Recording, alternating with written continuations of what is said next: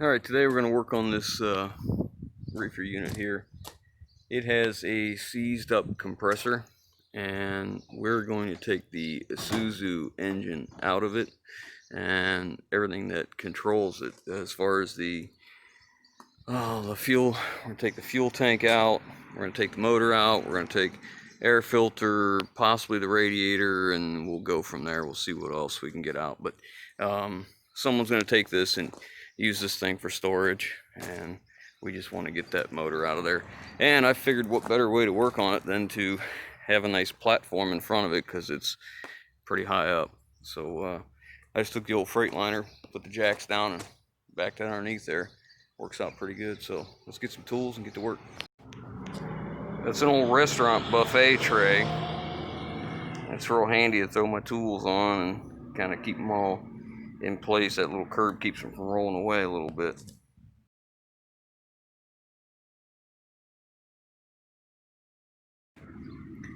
Alright, I got it out, and it actually came out pretty easy. It took about an hour. I took the fuel filter housing assembly, all the wiring harness. I cut most of it because we're not going to use it. That's for the glow plugs right there. I didn't want to try and take that loose right now. But this is an Isuzu 2.2. It's a D201, which it's my understanding that Isuzu made this just for Thermo King, and it's only ever been put in reefer units. It's never been put in anything else, which is one reason it's got this real goofy flat oil pan down here, and the way the oil drain is the way it is. The exhaust had a hole in it, and it let water in. So I took and barred the engine over a bunch, tried to and tilted the motor so I could pump all the water out of it I could, and then I took transmission fluid and I dumped it down the intake and cranked it over, and hopefully get it worked in there and let it sit. I don't have a clue what we're going to do with this motor. No one makes a flywheel adapter to do anything with this, so anything we do we'll have to make our own, because that's supposed to be, I think, an SAE 6 bolt pattern, I believe. But that flywheel, the way the compressor worked is it slipped over top of these dowels on all those. So I don't know, I just couldn't see it just going to sit and do nothing, because the trailer itself was going to be set on the ground, and we ended up taking the dollies and the jacks.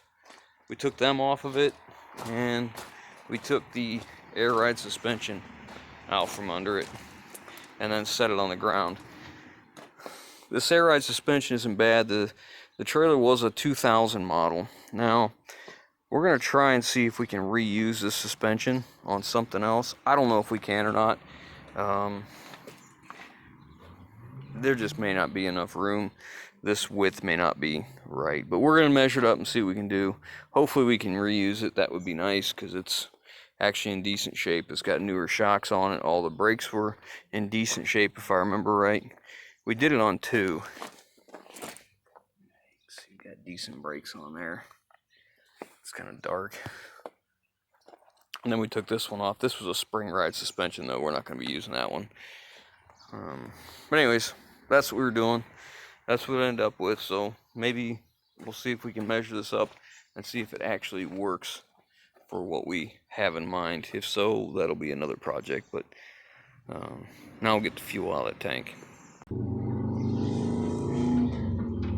So we got this diesel tank that was on a reefer unit, and it was full of filtered diesel. So we thought we might as well use it. We've already got how many gallons? 35 out of it?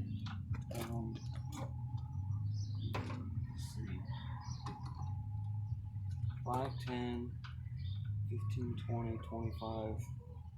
Yeah, 30 gallons so far. Yeah, that we've put in the grate all and the rollback. So we're putting the rest of it in the big rollback.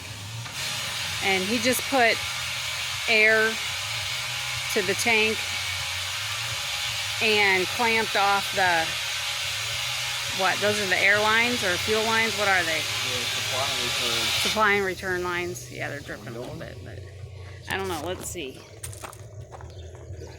Yep, it's going. And you see that's on-road diesel, not off-road. Yeah. Yeah, because it's not orange. Isn't the off-road orange like? And this is filtered when it was put in there at the place. It was on a Reefer trailer, and I removed the Isuzu Thermo diesel motor from the front of the Reefer unit, which I'll show you that pictures too. But I don't know what we're going to do with that Isuzu. It'd been sitting for a little while with the exhaust open, so water ran down inside and filled one cylinder. So we have to kind of break it loose and get all the water out and put some motor oil or transmission fluid or something in it. But we'll show you that too. We're gonna go ahead and put the rest of this in here. It was just under half a tank when we started on this, filling this tank, and we're about a quarter of a tank. I won't suck the stuff off the bottom. I've got that hose so it's like this far off the bottom, so if there's any water in there we won't suck it out.